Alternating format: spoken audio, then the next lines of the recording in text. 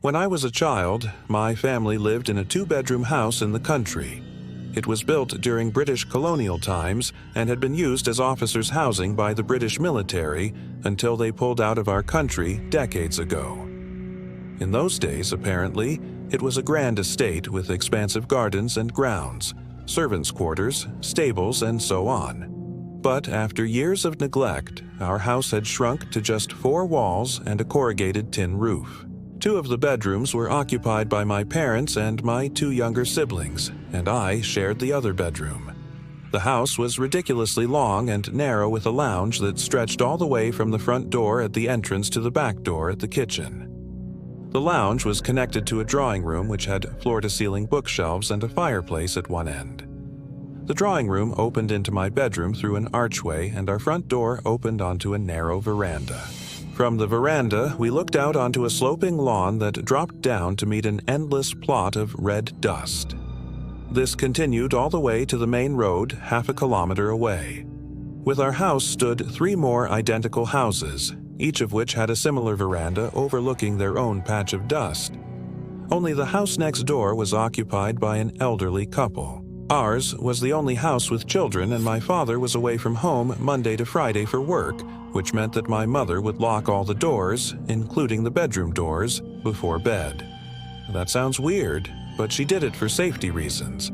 You see, my father was often teased by his colleagues about being such a scaredy cat, and that was because he kept his doors locked even during the day. He always carried a baseball bat with him, and he'd hit the intruder alarm at the slightest noise.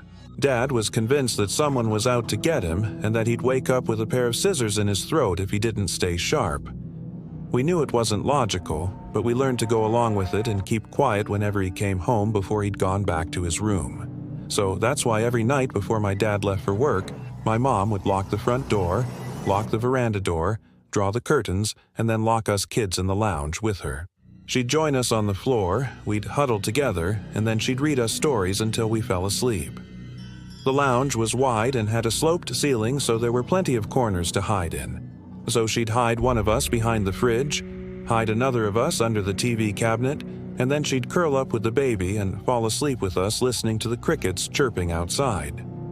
My mom would hum to us and scratch the baby until we stopped crying and went to sleep.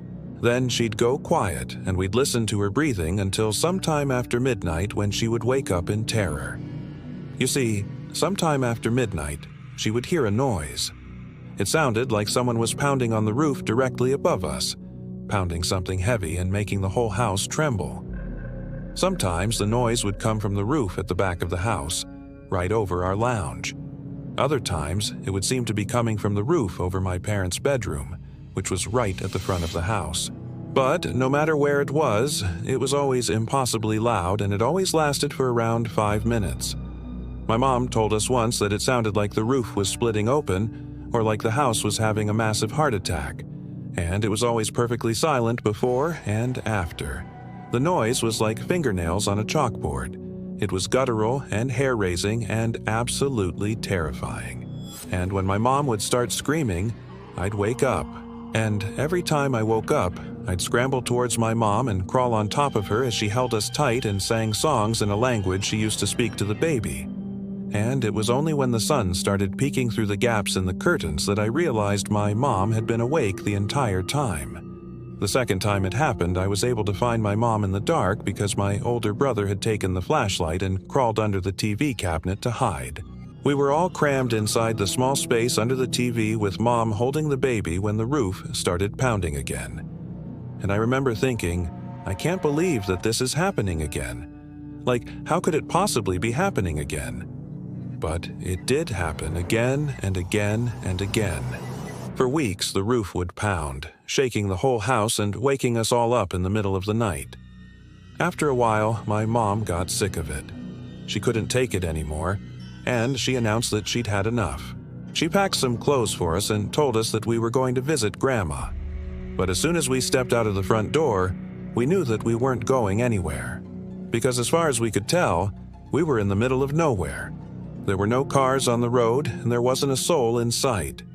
The only movement came from the clouds scudding across the sky and the wind ruffling the grass in the dusty distance. I remember thinking, well, at least we aren't alone. Surely somebody will drive past soon, and then we can flag them down and ask them to take us to Grandma's. But no one ever drove past. We walked in silence for what felt like hours until the road finally reached the edge of a cliff. Below us, we could see the main road snaking through the flat lands like a shiny black ribbon. As we approached the edge of the cliff, I remember looking back and realizing that the house looked smaller than I remembered. I don't think that's possible, but it was. Looking back at it, I think it was probably because the road curved around our house and we were getting further away from it. But at the time, it looked like we were shrinking in comparison to our enormous house. It was just as we rounded the bend and caught our first glimpse of the main road that we noticed a car in the distance. It was coming closer and closer until it screeched to a halt beside us. The window rolled down and a woman stuck her head out and asked if we needed a lift.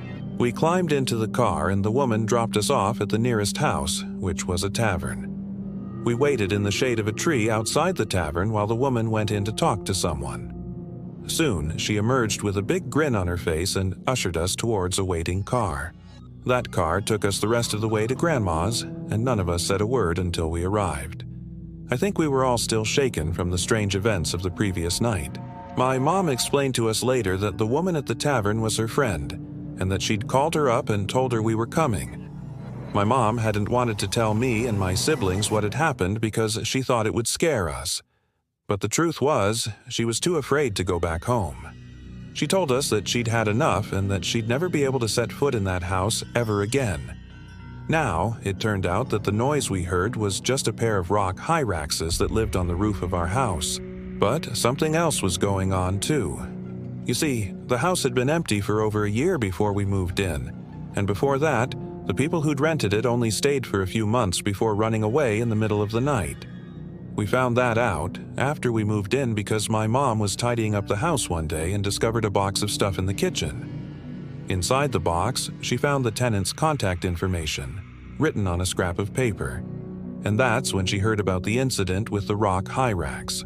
But the same thing happened to us over and over again, and we were just as terrified of the noise each time it happened.